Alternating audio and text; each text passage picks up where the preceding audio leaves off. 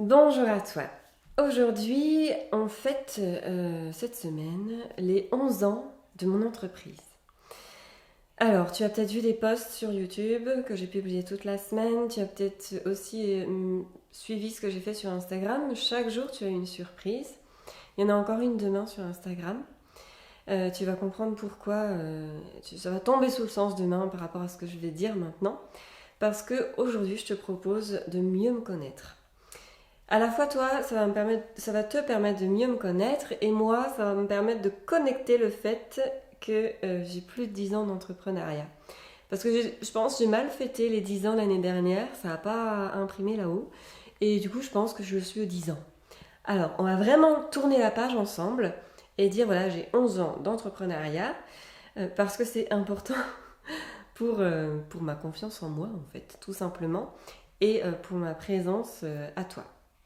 Alors, je vais essayer d'agrémenter de quelques dessins mon discours et de quelques photos aussi, parce que sinon ça va pas beaucoup te parler. J'avais filmé ma vie en dessin, je te la remets en fiche là-haut, pour t'expliquer qui j'étais de mon enfance à peu près la création de mon entreprise. J'ai envie de poursuivre cette vie en dessin, de manière un petit peu différente, parce que si je dessine ce que je gravais, tu vas rien voir, absolument rien. Donc je vais préférer te donner des photos à voir, et on va ensemble résumer ce qui s'est passé pour moi en 10 ans, en 11 ans d'entreprise. D'abord, j'ai créé mon entreprise le 1er novembre 2009. Donc tu vois, c'est vraiment ce week-end, là, l'anniversaire. Et je l'ai créé un peu sur, je vais pas dire sur un coup de tête, mais surtout parce que j'arrivais pas à trouver d'emploi dans mon domaine. C'est-à-dire que mon domaine de formation, c'est la gravure ornementale. La gravure ornementale, c'est créer des ornements gravés, décorés du métal. Donc ça peut être l'orfèvrerie, ça peut être du bijou, ça peut être de l'horlogerie, ou alors, ce que j'ai fait aussi en création, c'est-à-dire des grands tableaux, des grands panneaux muraux. Alors, des petits objets type presse-papier, coupe-papier, marque-page, pique à cheveux, etc. Ça, tu peux le retrouver encore cette année sur le site qui s'appelle Empreinte. C'est toujours à vendre, et là, sache que je suis en train d'arrêter cette production. Tu vas voir qu'il y a plusieurs caps et plusieurs prises de conscience de ma part depuis 10 ans. Toujours est-il que j'ai commencé comme ça, en gravant. J'ai mis du temps à gagner ma vie. J'ai mis 6 ans. Et au bout de 5 ans, je me dis, bon voilà, ça va faire 5 ans. Au bout de 4-5 ans, qu'est-ce que je fais? Si mon métier meurt parce qu'il n'est pas assez connu, parce que c'est un vieux métier ancestral, je ne peux pas mourir avec. Donc, il faut que je trouve quelque chose. On se fiance à ce moment-là avec mon mari, en 2013 donc. Et c'est là qu'on sent, tu sais, les projets de famille qui sont bloqués. Parce que pas assez de salaire qui arrive. Et ça nous frustre énormément. Donc, il faut absolument que je trouve quelque chose. J'avais aussi besoin de savoir que mon énergie servait à quelque chose. J'en étais à ce point-là. Et alors, comment faire, quoi faire, etc. Quel métier trouver qui m'intéresse autant que la gravure, que j'aimerais autant que la gravure, qui me permettrait de ne pas faire des études trop longues, parce que j'ai déjà 26 ans à ce moment-là, je vais les passer bientôt. Et en fait, je me dis, pourquoi pas dans la culture devenir médiateur culturel. Médiateur culturel, c'est super, tu découvres des œuvres tout le temps, tu es dans les musées, tu partages tes connaissances, tu es avec du dessin tout le temps, parce qu'en fait, c'est vraiment ça qui correspond à mon essence, le dessin. Je m'en étais pas encore tout à fait rendu compte à ce moment-là, mais c'est rigolo. Et donc je reprends des études, je reprends les bancs de la fac, enfin je prends les bancs de la fac parce que je n'avais jamais pris. Moi je sors de l'école Boulle, donc c'est vraiment un métier qu'on apprend à l'établi, pas du tout sur les bancs de la fac. Je découvre la faculté de Strasbourg et j'entre en deuxième année de licence d'histoire de l'art. J'en ai pour 2 ans à avoir cette licence, 2 ans avec une énergie dépensée pas loin du 200% de ce que je pouvais donner. J'ai perdu 5 kilos dans la bataille, plus de vacances, plus de soirées, plus de week-ends, même à Noël j'ai travaillé. Et par contre ça m'a servi énormément, parce que tu vois, j'avais repris les études en me disant, soit l'entreprise périclite toute seule. parce que j'ai plus assez de commandes. Et du coup, c'est tant mieux que j'ai pris les études et on va voir, dis-moi la vie, dis-moi ce qui est le mieux pour moi. Ou alors, je vais avoir trop de commandes et l'entreprise va me rappeler. À ce moment-là, j'arrêterai les études, puisque l'entreprise me rappelle, j'ai plus de raison de me reconvertir. Eh bien, c'est pas du tout ni l'un ni l'autre qui s'est passé, c'est le plan C. Le plan C, c'est d'avoir fait les deux en même temps pendant 2 ans. Donc tu m'imagines, avec mes planches de révision, tu sais, je crois que c'est des planches qu'on appelle ça, des anti-sèches, là, je sais même plus comment on appelle ça. Les fiches, voilà.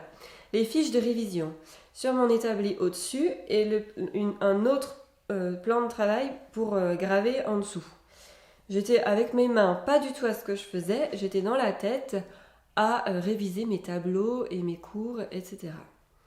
Que de l'urgence pendant 2 ans, urgence des partiels qui arrivent, urgence des commandes qui doivent être faites. J'apprends que je peux dire le délai que je veux parce que quand je dis aux gens pas avant 6 mois, parce que j'ai d'autres impératifs, ils acceptent. Ça change tout dans la tête. Je peux aussi dire le prix et dire non, le juste prix pour moi, dire non à ce que je veux pas faire parce que j'ai pas du tout de temps à perdre. Et là, c'est toute une autre psychologie qui s'installe. Plus du tout de déprime, un sentiment d'urgence constant, mais aussi une exaltation dans ce que je fais. J'ai adoré cette licence d'histoire de l'art, j'ai appris énormément de choses. Et la gravure, finalement, ça marche. Finalement, d'un coup, je me paye un salaire décent juste après mes partiels, les derniers. Et du coup, je dis, je vais garder l'entreprise. Donc, je reviens à l'atelier avec en tête ma licence d'histoire de l'art, plein de rêves de reprise de cet atelier. Je deviens spectatrice aussi de ma routine. Et là, je me dis, alors d'accord, ce qui t'a fait déprimer, c'est les idées noires. Les idées noires, elles arrivent quand tu as mal. Donc, quand tu as mal, tu t'arrêtes, tu t'étires, tu bois un coup, tu fais une pause, tu arrêtes de travailler non-stop. Et la pause de midi, tu la fais vraiment, tu enlèves tes chaussures, tu mets tes chaussons et tu manges le temps que tu as besoin de manger et de te reposer pour pouvoir avoir envie de travailler l'après-midi. Parce que quand j'ai envie, et tout artisan d'art te le dira, s'il a compris, mais en général, quand on a envie, on est bien plus performant que quand on n'a pas envie. Quand on n'a pas envie, on va sortir quelque chose de modeste, médiocre. Quand on a envie, ça va être excellent. Donc c'était important pour moi de retrouver cette envie. J'ai découvert là la méditation, qui m'a fait énormément de bien. Le yoga aussi, qui m'a rééquilibrée. Et j'ai toujours pas retrouvé mes 5 kilos perdus, mais c'est pas très grave, parce que j'ai réalisé plein de choses depuis. Donc, 2013, je reprends mes études. 2016, j'ai terminé les études, et je sors de la licence, je rentre de nouveau, je suis de nouveau présente à ce que je fais dans l'atelier. Quelle stratégie adopter, quelles choses à mettre en place, à changer. On commence par être moins polluant. Je change mes solvants à l'atelier, je change mes produits d'entretien à la maison. On passe au zéro déchet avec mon mari. Mari d'ailleurs que je remercie parce que pendant 2 ans, c'est lui qui a fait le ménage, les courses à manger. Sinon j'aurais vécu dans un taudis et mangé des pâtes, sérieusement. Et on se dit, je lui dis, tu as mis entre parenthèses ta carrière, il avait un travail, c'était pas le souci, mais c'était pas son travail de rêve. Donc je lui dis, tu m'as permis d'aller devant, de travailler pour moi, moi je vais te permettre de travailler pour toi, je te suis là où tu vas. Je déplace l'entreprise, c'est pas un problème, je te suis là où tu vas, même en pays étranger. À toi de trouver le travail de tes rêves. Il trouve le travail de ses rêves, nous voici ici, dans notre maison, avec du coup cet atelier qui viendra un tout petit peu plus tard, et à travailler tous les deux dans un domaine qui nous intéresse, qui nous passionne, et avec un confort de vie vraiment agréable. Ça, c'est 2017. On a réussi à faire tout ça en 2017. En 1 an, tout a changé. On s'est mariés. En 2018 arrive notre petit bébé, Estelle, ma fille qui a aujourd'hui 2 ans. Et bien là, tout a changé aussi. Quand on a un enfant, c'est un bouleversement à tous les étages. Donc, bébé en plus malade, avec des reflux. Tu m'as vu souvent avec les dernières vidéos, avec des cernes, avec les cheveux qui ne savent plus comment ils s'appellent tellement ils sont fatigués aussi. Et là, je commence de nouveau à ressortir la tête de l'eau, à être un peu moins épuisée. Mais ça a été aussi, du coup, 2 années, là, 2018, 2019 et 2020, extrêmement enrichissantes aussi, parce que j'ai appris sur moi-même. Et j'ai appris aussi ce que je voulais faire, ce qui est plus du tout pour moi acceptable. C'est-à-dire que ce métier-là de graveur, dont j'ai mis du temps à en vivre, et qui au final m'est cher, il a été difficile de le quitter, mais je l'ai quitté cette année, là en août. J'ai passé le relais à un collègue de l'école en lui disant voilà, je te transmets tous mes clients gravure, parce que moi, j'en peux plus du métal. C'est écologiquement pas bon et j'arrive à un stade, je suis pas extrémiste du tout, mais le métal c'est juste le pire au niveau développement durable à tous les étages. À la fois au niveau de la mine, de l'extraction, des conditions de travail, des ressources à avoir pour le transformer et en faire quelque chose. Et là, ça va plus. J'avais une dernière élève pour laquelle j'ai eu énormément de mal à lui acheter des nouvelles plaques sur lesquelles elle devait apprendre. Et j'ai eu un dernier client, c'est lui qui a fait basculer, parce que vraiment là je me suis rendu compte que je devenais désagréable. Et là c'est la limite à ne pas franchir. Je me suis rendu compte aussi en ayant Geneviève au téléphone ce jour-là. Geneviève c'est une élève qui est avec moi dans la perspective, dans le module perspective en ligne, et qui m'appelle pour un problème de correction, et elle me dit ça va. Ah c'est un petit ça va. Je dis oui, non mais enfin je trouve une excuse bidon. Estelle avait les dents ce jour-là en plus, et là je me dis c'est pas possible, je peux pas devoir rassurer mes élèves de quelque chose que j'adore faire. J'adore vous avoir au téléphone. Euh, c'est impensable que j'aime me justifier du bonheur que j'ai à vous avoir au téléphone. Donc, j'arrête la gravure, j'arrête les frais, ça me rend plus bien. On se concentre sur le dessin. Le dessin en ligne, je l'ai mis en place juste après l'histoire de l'art. En 2016-2017. Et bien m'en a pris parce que pour le Covid, cette année, j'ai pu poursuivre mon activité. La gravure s'est arrêtée tout d'un coup. Les cours de dessin en présentiel se sont arrêtés tout d'un coup. Et pendant 2 mois, moi j'avais des élèves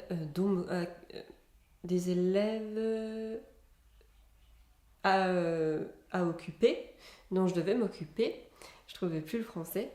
Et bien, du coup, les cours en présentiel sont toujours en pause. J'ai dit cette année, je fais une pause, une vraie, parce qu'il y a trop d'incertitudes et j'ai pas envie de devoir annuler des stages ou des cours. J'avais commencé à dire voilà, je te propose des stages bientôt, dis-moi où tu es, etc. Il y en aura certainement à Paris dès que possible, mais quand j'ai mis ça en place, juste après, Macron et les politiciens ont commencé à resserrer tout ce qu'on pouvait faire.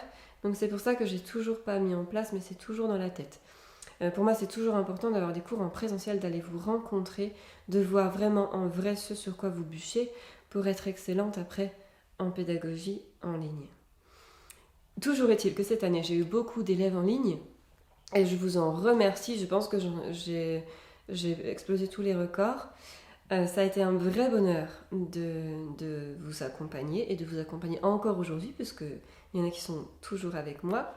Il y en a énormément qui ont suivi jusqu'à dessiner chez soi, donc ça c'est la formation VIP.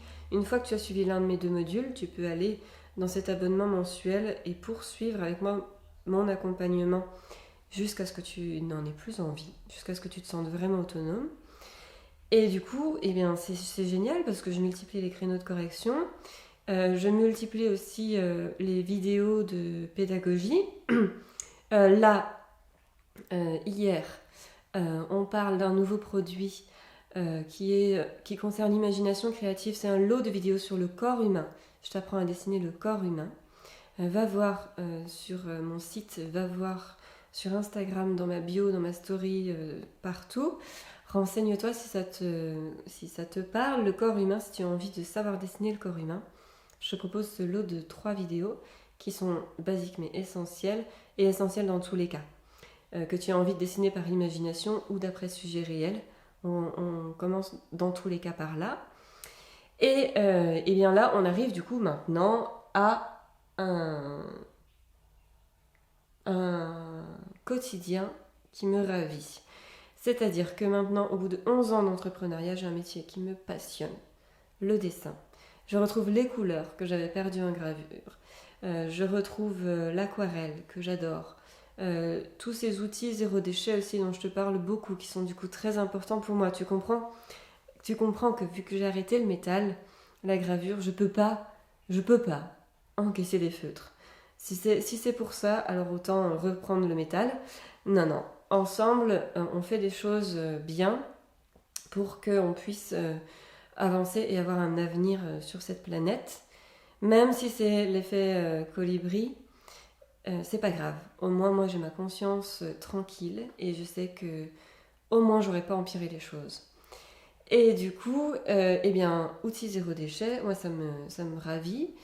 Encre de Chine, crayon de papier, et les sensations sont pas du tout les mêmes qu'avec les feutres. C'est beaucoup moins dur, beaucoup moins souple, ça invite beaucoup plus à lâcher prise. Et Dieu sait que je le fais depuis 2 ans, lâcher prise. Le Covid m'a énormément aidé à ce propos-là.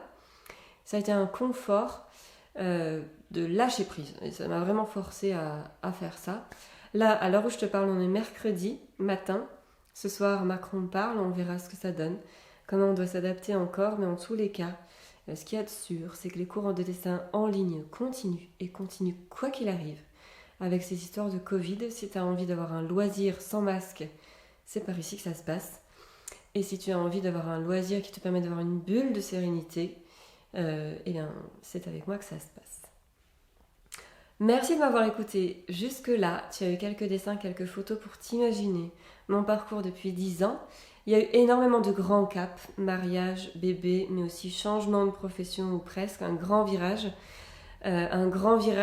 zéro déchet, pour te résumer tout ça.